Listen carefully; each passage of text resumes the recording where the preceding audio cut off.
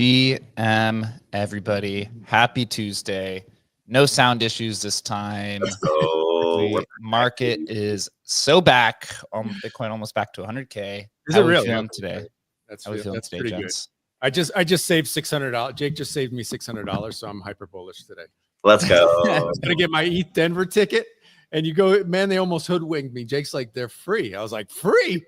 Literally about to push the buy button. Yeah, saved myself, man. I almost got hoodwinked this morning. Yeah, Denver is going to be a lot of fun. Chris, how are we feeling today? Feeling good, bro. Audio issues fixed. I think we have like one every month or so from my side. So we're back, baby. We're feeling good. Market looks hot. 5 days till Trump gets in office. Things are going pretty crazy right now. Good for me. Are you going to the crypto ball? No, I'm not going to the crypto ball. What's the crypto ball? What's this? You haven't seen that? It's like an official like inauguration party planned by David Sachs, the crypto AI. No way. It's called the Crypto Ball, and so Amazing, all the dude. high level crypto like agents or want to be government agents going into the new administration. So it should be pretty crazy. Why didn't we didn't get it? Jake, did you get an invite? Is that going to be like at Mar-a-Lago, or where's that going to be? I don't know the location. I don't know if anyone does, but I'm sure it's kind of under wraps. But it's planned by David Sachs, so it'll probably be a banger. Awesome. All right.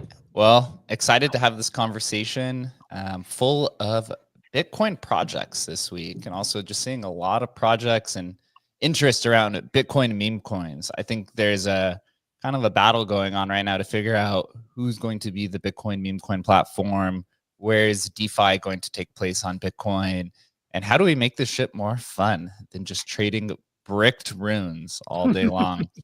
So Andrew is one of the founders or co-founder of funkybit, who's taking on this agenda. Andrew, how are you feeling today?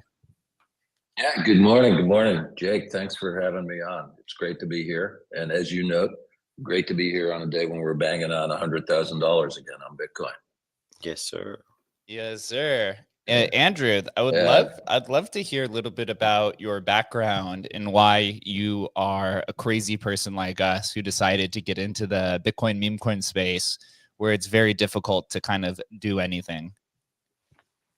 Yeah. Well, you were saying earlier, we got to make it more fun, and I think it's going to be difficult to make it less fun. So the good news is there's a lot of upside here, I think. And just before I start, I noticed my co-founder and partner Ben is also joining us on the spaces here. Hi, Ben. So so maybe if I like to joke, but it's true, which is that I can remember not too long ago, I was in graduate school. Bob Merton, the Nobel laureate in economics, was my thesis reader. And now I'm spending my time putting dogs on Bitcoin. It's like, hey, what happened there? That seems like quite a trip. And so, maybe I can just like fill in a little bit of the detail, how I got from point A to point B, which is a great place to be. So my background is in quantitative finance, and I worked in the 90s on Wall Street and running a hedge fund, doing like things like, structured credit, fixed income derivatives, mortgage-backed securities, relatively quantitative stuff.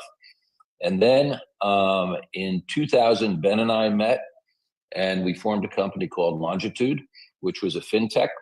And what we did there was we re-engineered the way derivatives markets work at the microstructure level, which is kind of if I could put that in like crypto terms, what we did was we invented and developed probably the most powerful AMM that's ever been commercially deployed.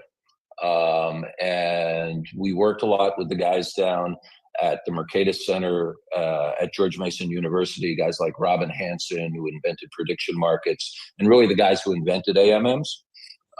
We ended up selling that company to Goldman in, I think, 2006, so we had a nice exit on that. But we really do have, a lot of experience in market structure. And, sometimes guys say, hey, these guys wrote the book on the subject. Well, we and our colleagues actually literally did write the book. So we come from a background of like deep market structure expertise and a lot of thinking about these things. And what happened was in 2012, I read the Bitcoin white paper. And as I like to say, after I read it the third time and kind of understood it, it was really like revelatory in a way, because on the one hand, it intersected with all of this market structure stuff I did. And on the other hand, it intersected with all like the market stuff and political economy. And so I was kind of all in at that point and have been invested and working in the space since 2012.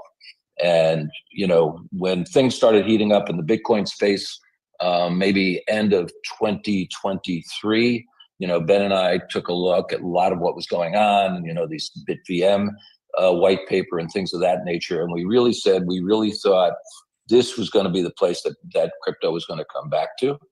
And so we really wanted to work in the Bitcoin space. And we started looking at where we could apply our expertise in market structure and the like. And one of the areas that really came up was really, frankly, this whole meme coin space, which I think there's very strong culture around it, but they're very poor technology solutions. And what we're looking to do is to bridge the gap between those two things. Incredible. I did invite Ben on stage as well, so feel free to join the conversation whenever you are ready, Ben. So off here, we also do a live stream for those that don't know. So Chris, Adam, and myself are talking through my screen, and I do showcase the visual component for those who like to watch visually. I have here, and I'm gonna pull up here on a second, your account. And I'm interested on the technicals of how you're going about this. We've had so many different builders, Bitcoin builders on the show over the past 2 years, and everyone's kind of going about it in a different way. It seems like largely most people have failed so far about, adding some functionality, some programmability, making it fun, and also kind of reducing the time in terms of transacting. Obviously, you can't do that in Bitcoin, but people are using kind of off-chain solutions or different chain solutions to figure this out. What is the funkybit solution to solving some of these headaches that the community's had over the last 2 years? Yeah, sure. So, maybe before we describe our solution, not to deflect your question, we should just, focus on what the problems are now in Runes. I think you highlighted them, Jake, but right, I mean, it's basically super slow, it's expensive, you can get sniped in the meme pool, and you got to burn Bitcoin to buy them, right? Because it's all on a single chain. So those are all very significant problems that make things, not too much fun for guys. And then things like you said, being bricked with a large block of Runes and the like.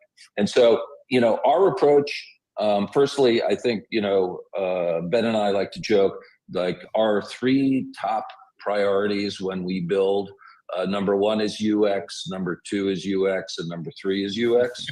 So we're very focused, on the customer experience, and that's really what really is more important than anything. Because if you get that wrong, it doesn't make a difference what your security model is or your trust model or anything else. It's just not going to fly.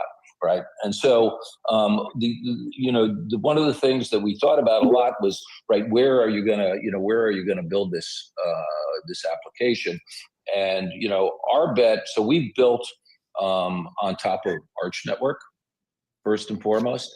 And the reason that we did that is because the UX on Arch Network is differentiated really from any of the L2s out there, in that users, because the Arch Network, you're manipulating UTXOs there, users can actually interact directly, whether our application with meme coins or other applications with their Bitcoin wallets. And so from a UX perspective, that's just a superior experience, I think, for almost any user who's a normal Bitcoin user. Number one. And the second thing I think that's interesting also here is that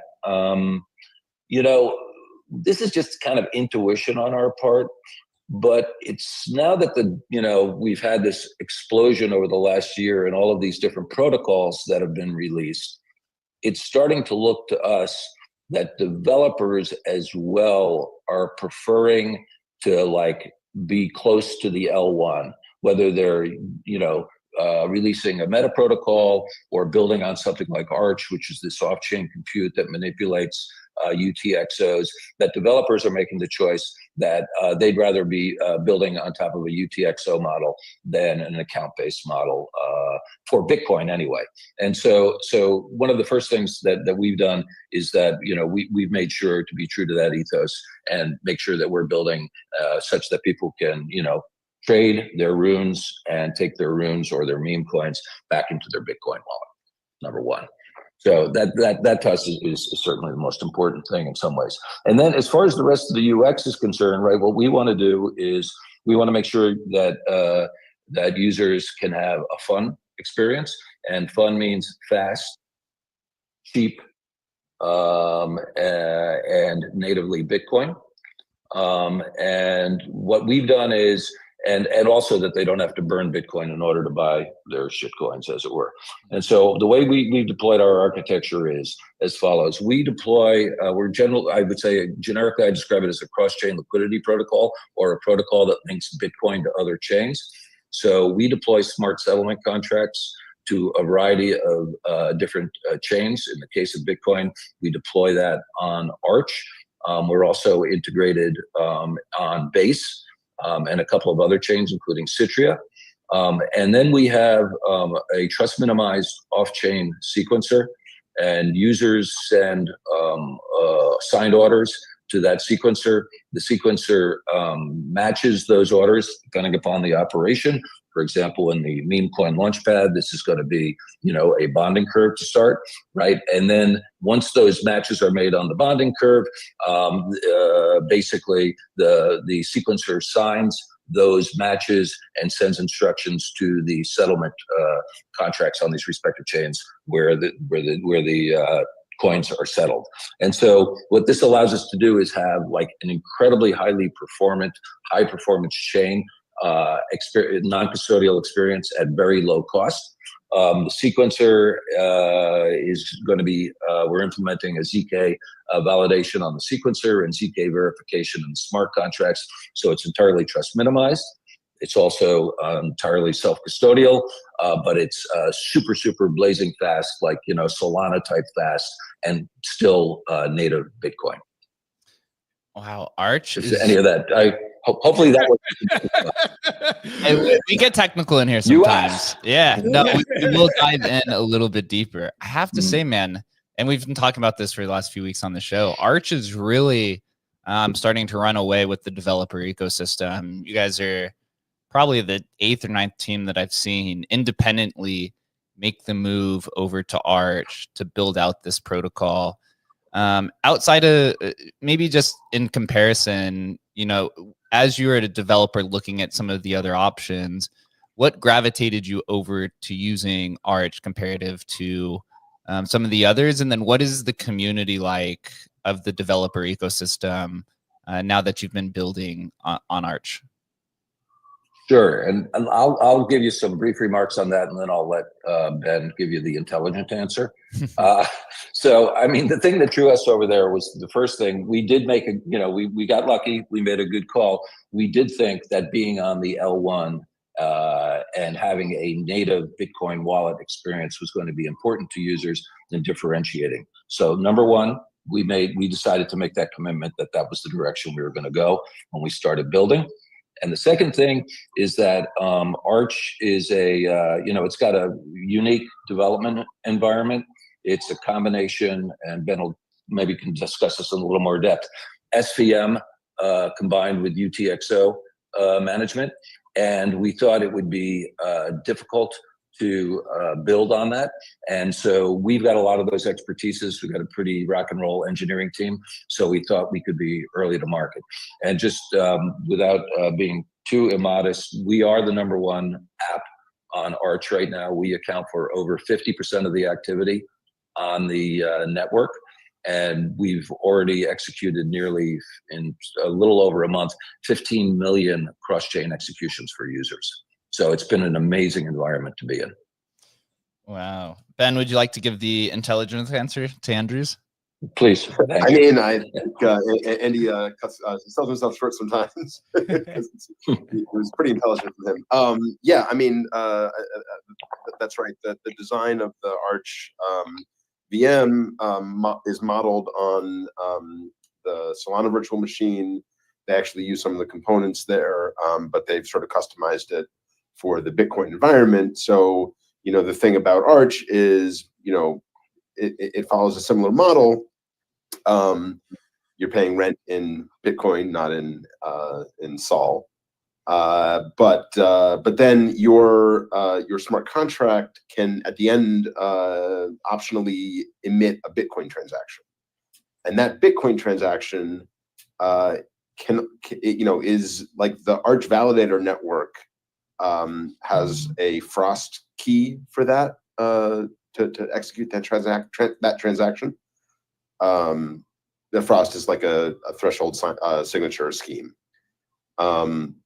It's very flexible, and they have a really good implementation of it, actually. And so in order for assets to be used inside of Arch, you can essentially send them to a taproot address, which is only your smart contract on Arch can control. So the validator network will sign for that taproot address, but they're only going to do it based on the output of your smart contract. So anyway, we can get into more details of that if anybody wants to, but that's really kind of the secret sauce of Arch, of how you can use Bitcoin assets much more directly. So in the case of the Memecoin Launchpad product, it lets us actually manipulate runes inside of Arch, but without having to do a Bitcoin transaction for every single transfer. It's only when you want to get it back into your wallet that we need to actually do a Bitcoin transaction.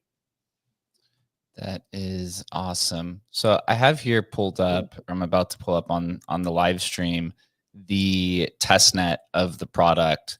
Can you explain a little bit what I'm seeing here in terms of pulling up this product? You see that I have a wallet that's signed in. It's showing 500 funkybits, and then you see this chart that says a rank with the percentages, with names and balances and P&Ls. Just take us through the UX, as you would say 3 times in a row, of what the flow is here. Sure. So go for it. Go ahead, Ben. Okay, I'll go for it. So what you're looking at, so Jake, what you're looking at right there is really just, sort of what I would describe as a testnet dashboard. That's not going to be part of the mainnet implementation when we go to mainnet with Arch.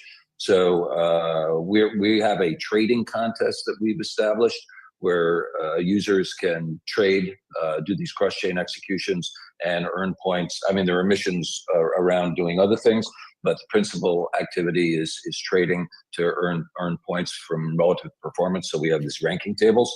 So what users do is they connect with their Bitcoin wallet. And then you'll see on that dashboard, there's a mission to connect an EVM wallet, which connects to, Ben, do you want to weigh in on this? Sorry. So again, because funkybit is cross-chain, you need to connect both your Bitcoin and EVM wallets. When you connect the EVM wallet, there's like an authorization protocol where you basically sign on your Bitcoin wallet saying, "Yep, this is my EVM address." And then once you've done that, now the sequencer has that. And so if you swap some TBTC, the sequencer knows where to send your whatever asset you swap for, whether it's if you did a TBTC USDC swap. So essentially what you're doing here is we're connected on testnet to 3 testnets, which is Base, Sepolia, testnet 4 through Arch, and Citria. And users, once you log in through that, you'll see users have access to our basically what's a cross-chain DEX, very highly performant. You can basically do a round trip between Bitcoin, USDC, Base, and back in about 400 microseconds, which is why so many transactions have been executed. And basically you can participate in the trading game from there. And to be clear, we are going to be launching our Bitcoin Memecoin Launchpad to supplement this particular testnet implementation on Friday. So good timing on this spaces, I might know.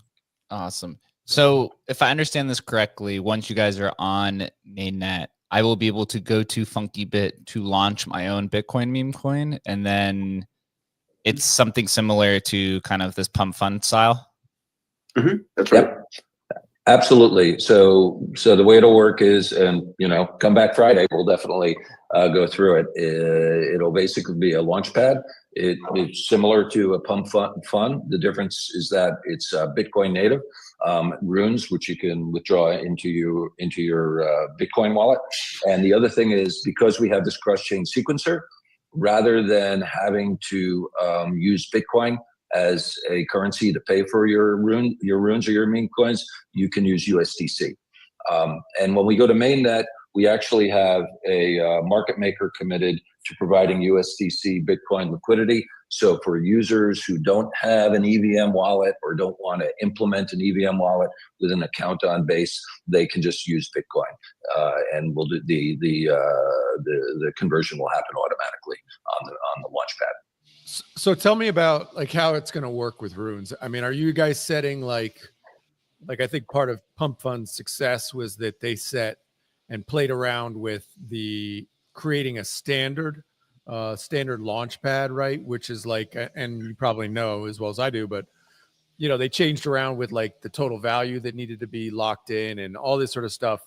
They used to let, you could set the amount of, tokens and all this kind of stuff. And they came up with like a standard.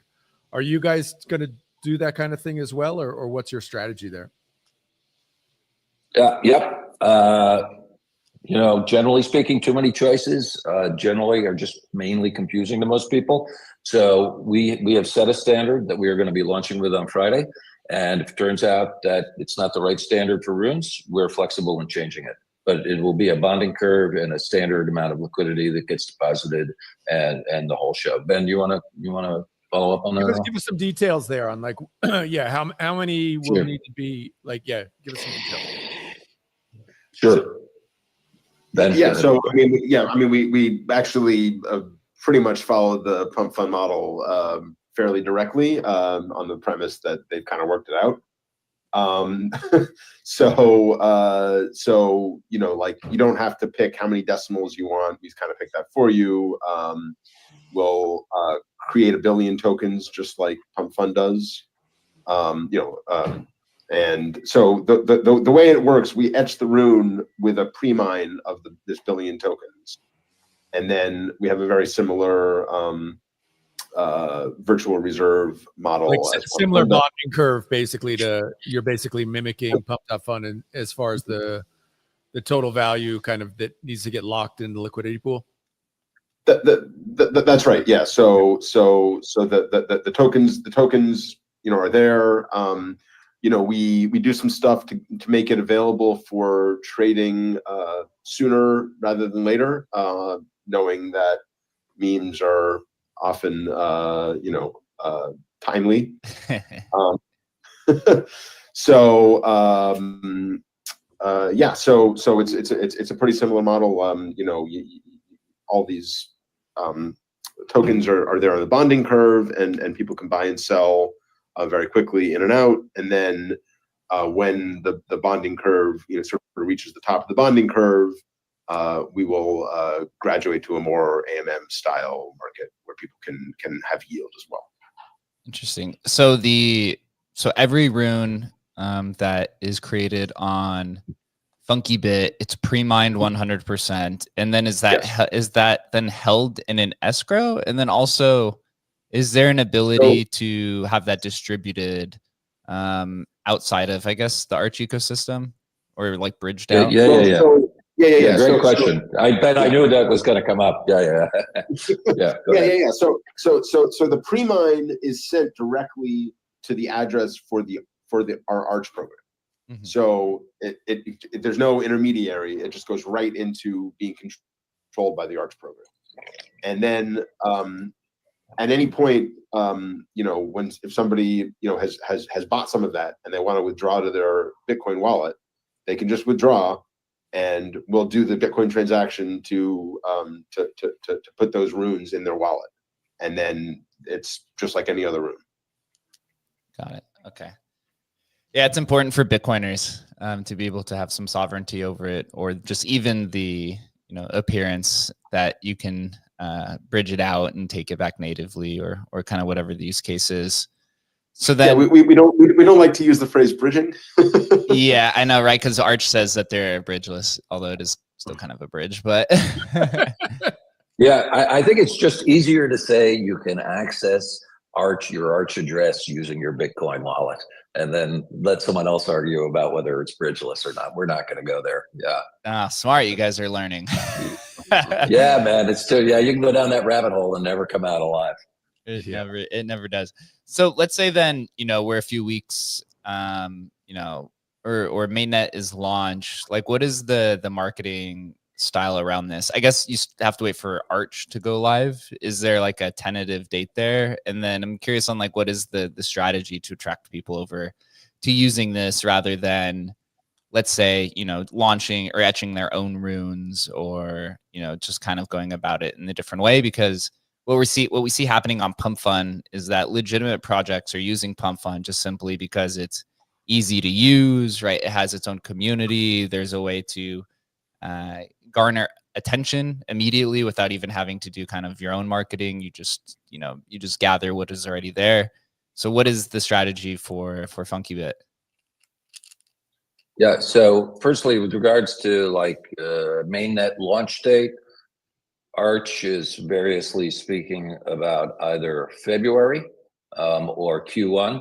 I was speaking to Matt the other day, the CEO at Arch, and he said February, and my response to him was, "Hey, Matt, does February have 28 or 29 days this year?"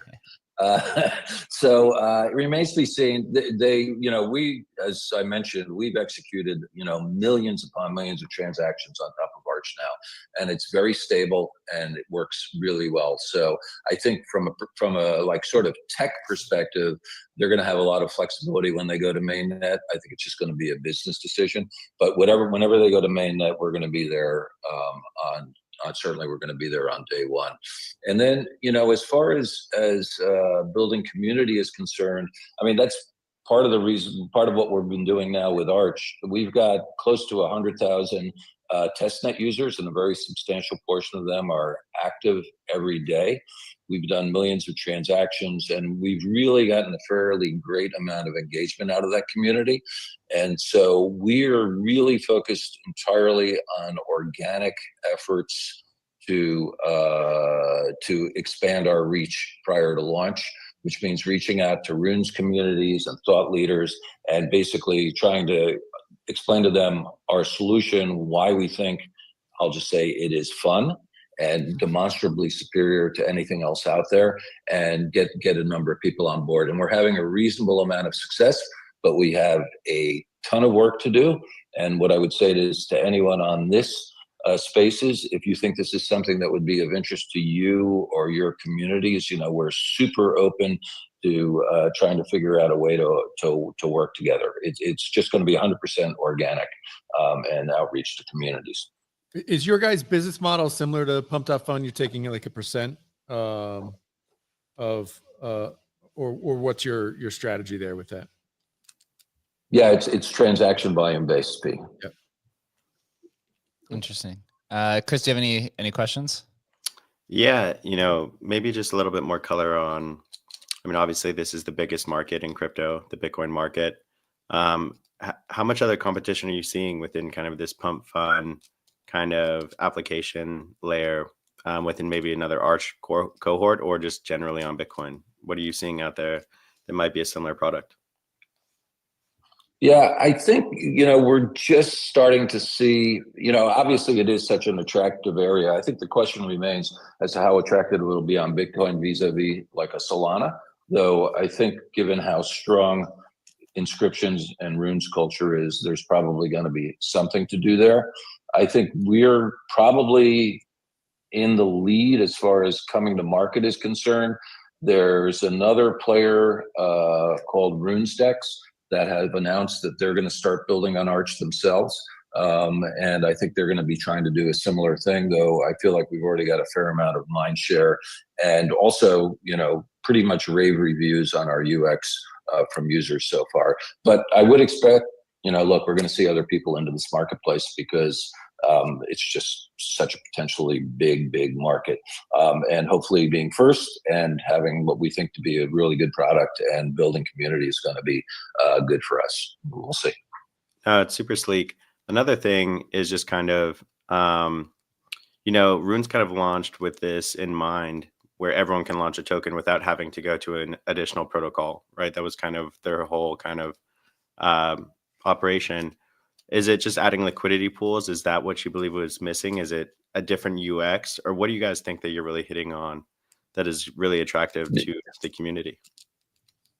Yeah, I mean, kind of all of the above, right? So firstly, yeah, I mean, the design of the meta protocol it's got a lot of shortcomings, I think, with regards to meme coins. And I just touched upon them earlier, but maybe not to belabor the point. The first thing is it's very slow, right? So it takes a long time to both mint tokens as well as trade them, which I think is a big problem when it comes to meme coins. The second thing is it can be incredibly costly, right? So when an open mint is going on, if the underlying token is perceived to have any value, all of that is going to be MEV'd away and sniping to the miners, right? And a good example of that was when Casey did his Memento Mori mint. Basically, I think 50% of the mint was cost users like millions of dollars. I mean, considering it costs $2 to launch a token on Pump Fund, millions of dollars seems like prohibitive. So I think solving this, right? I mean, we say we're going to achieve 1,000x improvement in cost and speed, and I think that's pretty easy when you pay $1 million to mint a token. Right. And so, and it's an unpleasant experience when someone's sniping you in the mempool the whole time. And then finally, the third piece is that you speak to a lot of Bitcoiners and they're like, hey, I don't want to burn my Bitcoin to buy shitcoins. So I'm not that interested.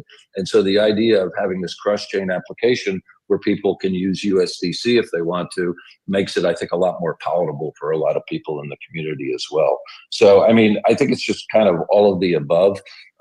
Ben touched upon earlier the fact, or maybe actually Jake, you did, about getting bricked by a large block and, in an order book and the like. It's really, in other words, when people say, oh, runes, they kind of suck, it's been a terrible experience for a lot of people. My answer is like, who's surprised? I mean, this is just not a market that can work. And, back a few months ago on the Ordinal show, I think Udi and Leonidas were on discussing this. And basically they spent an entire episode discussing how market structure for runes is completely, if you excuse the expression, fucked. And so we really think that it's going to be like night and day. And what we're really hopeful is that we hope it's us, but whoever achieves this improvement in market structure and market functioning is not only going to be successful business, but they're actually going to make runes, successful. Can a graduated token on funkybit trade on a different AMM? So if it's graduated, can it trade on Saturn, which is an Arch, or can it trade on, let's say, Magic Eden? Yes, sure. So the answer to that is yes. Because we use this off-chain, cross-chain sequencer, we're not like composable instantly, but you could just withdraw it into your wallet and trade it wherever you want. It's a rune. Got it. Okay, cool. That's good to know. So I know the isolation. That's very important it's super important for us. Yeah, the isolation definitely kills a lot of projects. We've seen it with a few meta protocols already. People just want the decentralized application layer itself.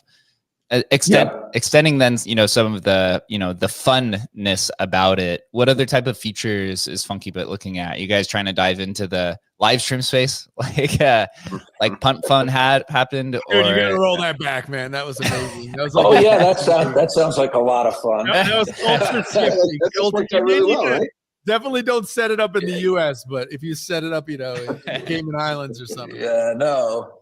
Well, it's like that live stream. Oh, man, that was scary. But I think you're bringing up an interesting question, which is, and it's not one that we have an answer to yet. Firstly, we're just like got our hands full launching the Launchpad, right? Releasing the Launchpad. So, the simple answer is, whatever like other types of features, it's going to be a little bit coming. We really like the features so far, but we haven't crossed that yet.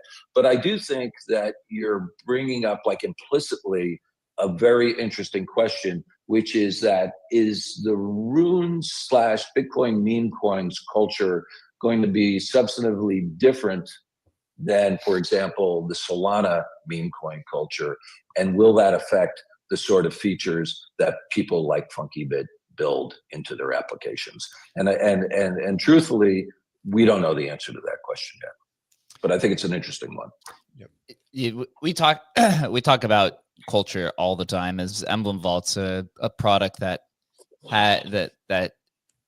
offers services to NFT communities across many different chains, and between Bitcoin, Solana, and Ethereum, the culture is vastly different, right? The people in Bitcoin, when they're trading runes, they need the token to be sufficiently decentralized for it to find some success, right? Pretty much the idea of like large distribution, lots of holders, this type of idea.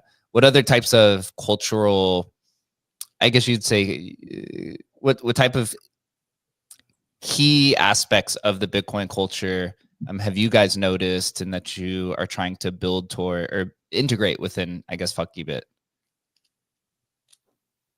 Yeah, it's a good question. I mean, I'm actually more interested in taking feedback from you guys at this point, right? I mean, we're pretty connected into some of the runes culture, and with some of the thought leaders in the space, like Serge Satz and the guys at OrdinalsBot, and some of these other guys.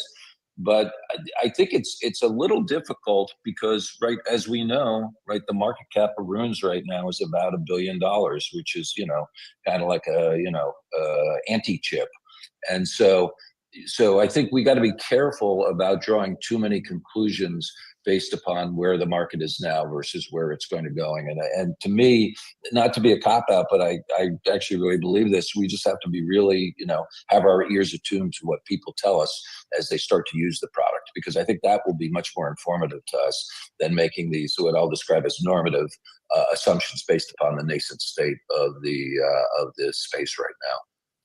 Yeah, I would agree with that, Andy, and just sort of like to add on to it, like I think we anticipate that the ease of use and the UX of our product can bring new people in that kind of expand the culture instead of needing to conform necessarily to the existing runes culture.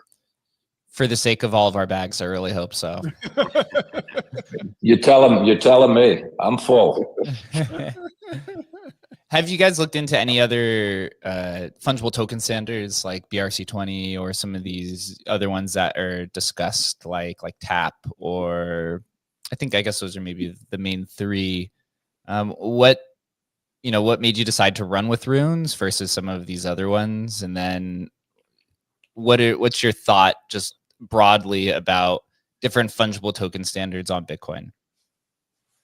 Sure. Well, I'll take the first part of it, and then Ben can weigh in. I was on a panel recently, and the moderator said, "Hey, which fungible token standard on Bitcoin is your favorite?" And they polled everybody on the panel, and they came to me, and I said, "Well, they all suck, but Runes sucks less than the other ones." And in addition to which, I think it's being recognized as sucking less than the other ones, which is why we've had, most of the recent activity and some of these porting of BRC20 projects over to runes. So it was very much just of a pragmatic, the least sucky, most supported standard in this space presently. Ben? Yeah, I mean, we actually looked pretty closely at both BRC20 and runes, and we certainly could have used either one of them, but it just the zeitgeist seemed to be pointing in the runes direction, which I think since we made that decision, it's nothing has happened to make us think otherwise. Okay, let's talk a little bit about the max limits of this protocol. How many tokens? What is the limit of how many tokens can be pushed through funkybit? Let's say within a few minute window. I'm interested in seeing what the peak mania of this would be when it takes off. I like the way you think. How many new coins can we create in a certain period? Yeah, I mean, Pump Fun I think is pushing about 50,000 tokens a day. what do you think the limit is for funkybit? So there's certainly going to be some limits because these are actually runes that need to be etched. There's 2 on-chain transactions for each coin. So we're going to be subject to the scarcity of block space to some degree. But I mean that's kind of like that is the limiting factor, I think. So I think nothing about Arch. Yeah. If I remember correctly, it's about 5,000 or 5,500 transactions per block during the peak when runes first launched. When sats per VI was over 1,000, I believe there was around 5,500 transactions in a block. So you're saying then it's about if it does get to peak mania, then it could be 5,500 tickers every 10 minutes. I mean, yeah, I think if we were at that scale, like it's going to get more expensive, right? Because fees are gonna spike. So I think, and like. So in the test net, we're gonna cover the etching costs, but the main net implementation, people are gonna have to pay for that. So like it will self-limit to some degree, right? And then when it graduates, you guys are using your own AMM that is on base. Is that or is that what it was? Well, it's on funkybit, so it's with Arch and base.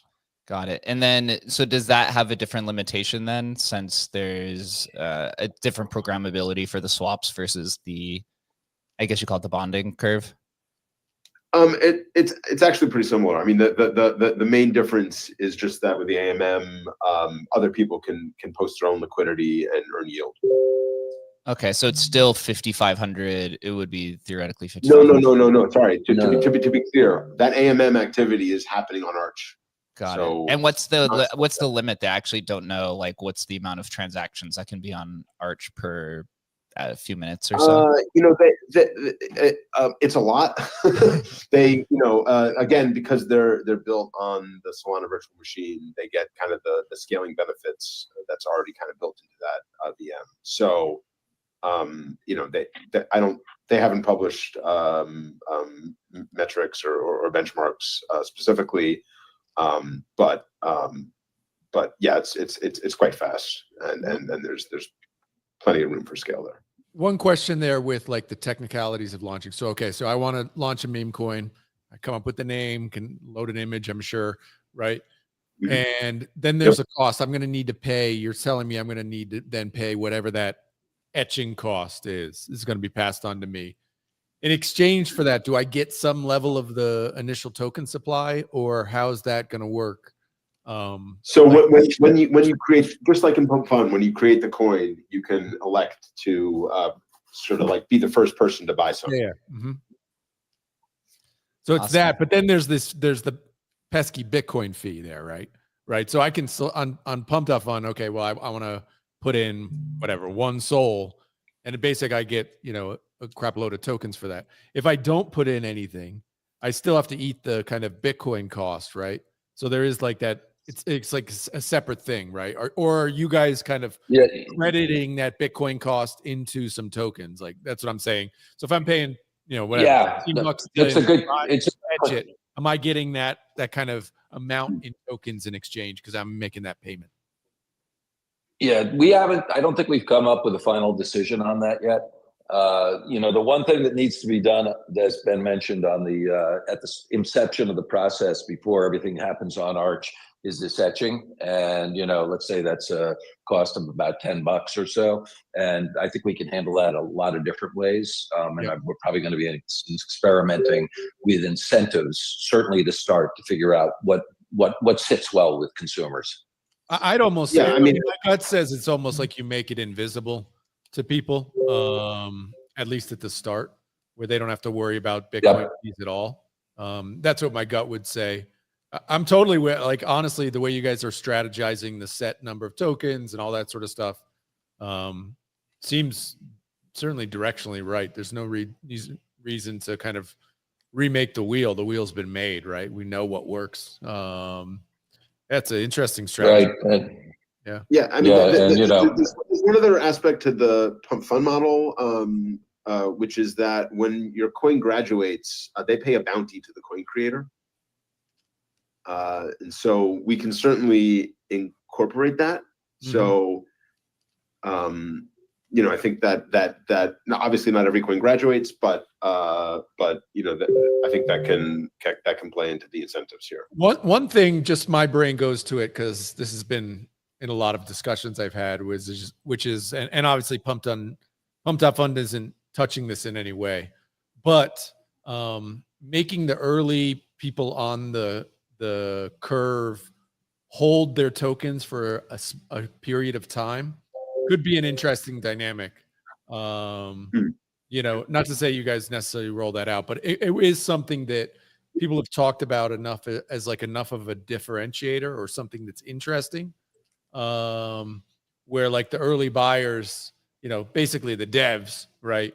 Whatever, can't sell their token for 24 hours or 48, something like that, which creates like this anti-rug mechanism, especially in the bonding curve, because you see it all the time now.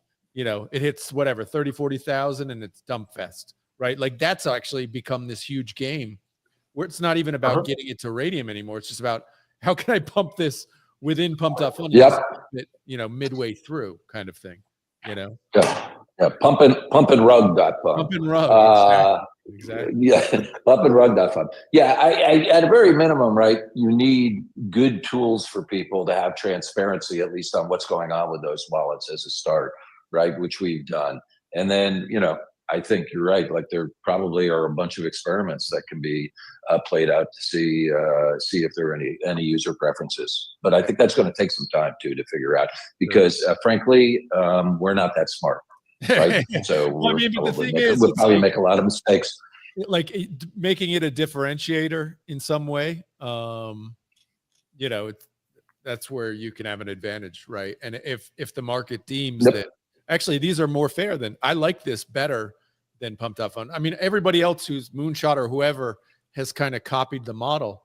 It's funny, but they haven't really experimented, as far as I've seen, in this kind of very simple, like this is the one thing that everybody's like, it's fucked up that the first 3 people who bought the token are always rugging the token. Like, why not make them hold it for 6 hours, 2 hours, anything?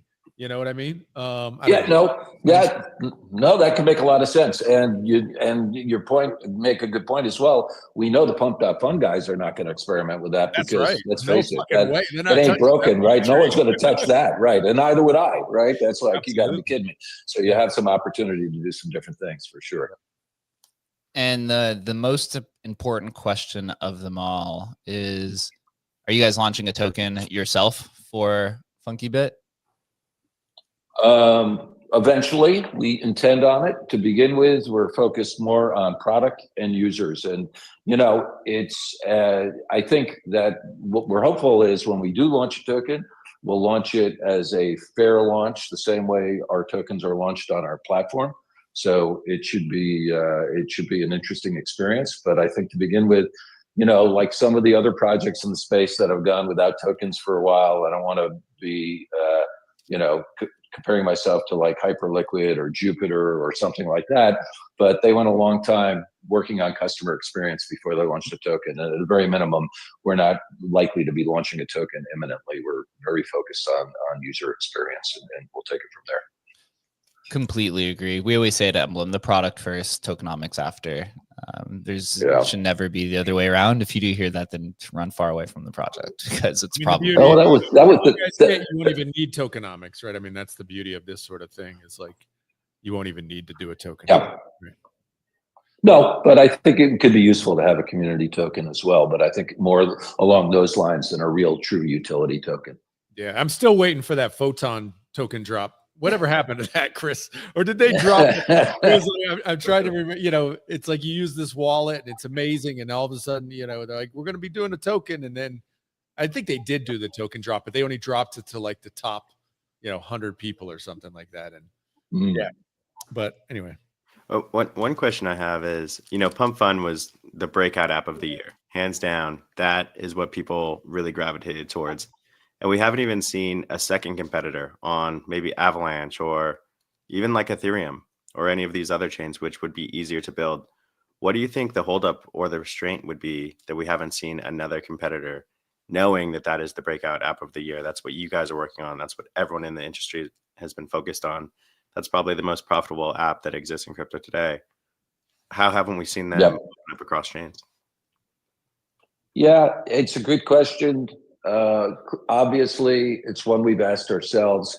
And if you had, let me put it another way. If you had said, someone had come to us and said, hey, pump.fun is really great. Maybe you should build a slightly better pump.fun on Solana or Ethereum. I think our response would have been, that's really uninteresting because, you know, they're just going to grind that into dust. No one's going to be compelled. It's not sufficiently differentiated to make a difference. You've got someone who's established themselves as a giant market leader. And we just looked at Bitcoin runes culture and said, you know, there's a solution for these people that is differentiated because it is a UTXO model and it is, you know, the mother chain, as it were, and remains to be seen. We think that's going to be the case, and we're going to find out. But it's the fact that I think those other efforts just, they're not sufficiently differentiated from pump.fun to really make people care. Bitcoin is the market. That's where everyone wants to be. But you see all of these other narratives like NFTs or even maybe AI agents, everything, they always pop up across chains. But the biggest app of the year has not popped up across chains. Just think that that's kind of interesting. Yep, I agree. Yeah, it's very, very interesting. But I'm excited for this product. It's going to be exciting.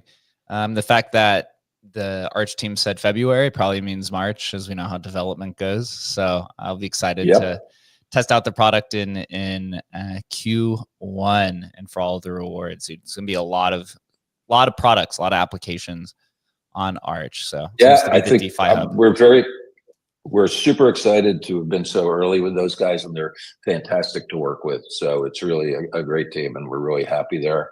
And I just want to remind everyone, we are going to testnet with the Launchpad on Friday. So if you just can't stand waiting until we get to mainnet, we'd love your feedback on testnet. It would be very helpful to us.